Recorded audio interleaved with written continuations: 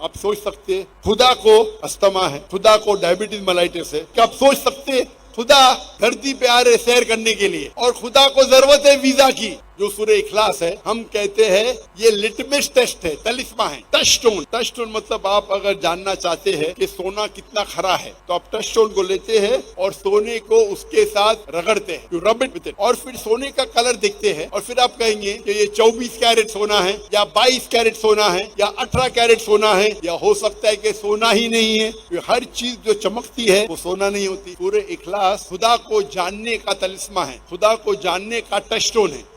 अगर कोई शख्स ये कहता है, कोई इंसान ये कहता है कि भगवान रजनीश खुदा है, एक हिंदू मुझसे कहा सवाल जवाब के टाइम, हम हिंदू नहीं मानते कि भगवान रजनीश खुदा है। मैंने कभी भी नहीं कहा कि हिंदू मानते हैं कि भगवान रजनीश, मैंने कहा कई इंसान, कई शख्स मानते हैं कि भगवान रजनीश खुदा है। अगर हम भगवान रजनीश को सूरह इखलास के बुनियाद पे जांचेंगे, सबसे पहला कुल हुवल्लाहु अहद, कहो कि अल्लाह एक है। क्या भगवान रजनीश एक है? हम जानते हैं कई इंसान कहते हैं कि मैं भगवान हूँ, खास तौर के इंडिया में जहाँ से मैं आता हूँ कई इंसान कहते हैं मैं भगवान हूँ। भगवान रजनीश वाहिद नहीं है, लेकिन भगवान रजनीश का भक्त नहीं है, वो एक है। अच्छा, दूसरे टेस्ट पे जाते हैं, अल्लाह समद, अल्लाह जो बेनियाज है, अल्लाह द एब्सोल्यूट इटर्नल। क्या भगवान रजनीश बेनियाज है? हम जानते हैं उनकी ऑटोबायोग्राफी से कि भगवान रजनीश लिखते हैं अपनी ऑटोबायोग्राफी में, क्या उनको अस्थमा था, डायबिटीज मेलाइटिस थी। आप सोच सकते हैं खुदा को अस्थमा है, खुदा को डायबिटीज मेलाइटिस है। तीसरा टेस्ट, लम यलिद वलम यूलद, he begets not, no is bigoted, ना वो किसी को जना है ना किसी से जनता है। हम जानते हैं भगवान रजनीश के वालिदैन थे, वालिद और वालदा थी, वो भोपाल में पैदा हुए और वो बड़े होने के बाद उनके वालिदैन उनके शागिर्द बन जाते हैं। और 1981 में भगवान रजनीश जाते हैं अमेरिका, यूएसए, और एक शहर में ओरेगॉन, वहाँ अपना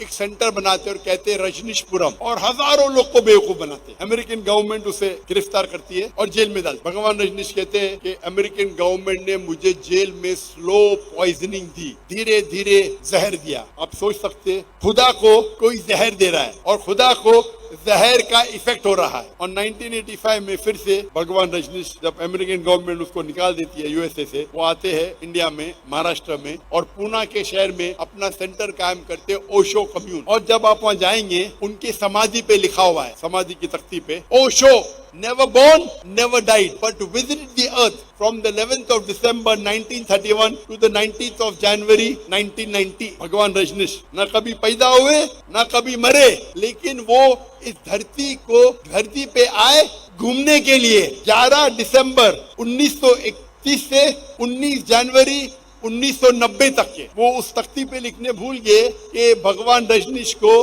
22 मुमालिक का वीजा नहीं मिला। 22 मुमालिक, आप सोच सकते खुदा धरती पे आ रहे सैर करने के लिए और खुदा को जरूरत है वीजा की। और आखिरी शर्त, वलम यकुल लहु कुफुवन अहद, उसके जैसा कोई नहीं। इतना सख्त शर्त है कि अगर आप खुदा को किसी भी इस दुनिया में, इस कायनात में किसी के चीज की बराबर कर सके तो वो खुदा ही नहीं है। अगर इस कायनात में खुदा की कोई मिसाल पेश कर सके, इस कायनात में, इस दुनिया में, तो वो खुदा ही नहीं। वलम यकुल लहु कुफुवन अहद। अगर कोई कहेगा कि खुदा 1000 गुना ताकतवर है आर्नोल्ड श्वार्ज़नेगर से, आपने नाम सुना होगा आर्नोल्ड श्वार्ज़नेगर, जिसको टाइटल मिला था मिस्टर वर्ल्ड, मिस्टर यूनिवर्स, दुनिया में सबसे ताकतवर इंसान या कायनात में सबसे ताकतवर इंसान। अगर कोई कहता है कि खुदा 1000 गुना आर्नोल्ड श्वार्ज़नेगर से ताकतवर है, अगर आप अल्लाह को किसी इस दुनिया, इस कायनात में कोई भी चीज से कंपेयर कर सके, बराबरी कर सके, तो वो खुदा ही नहीं। चाहे आर्नोल्ड श्वार्ज़नेगर हो,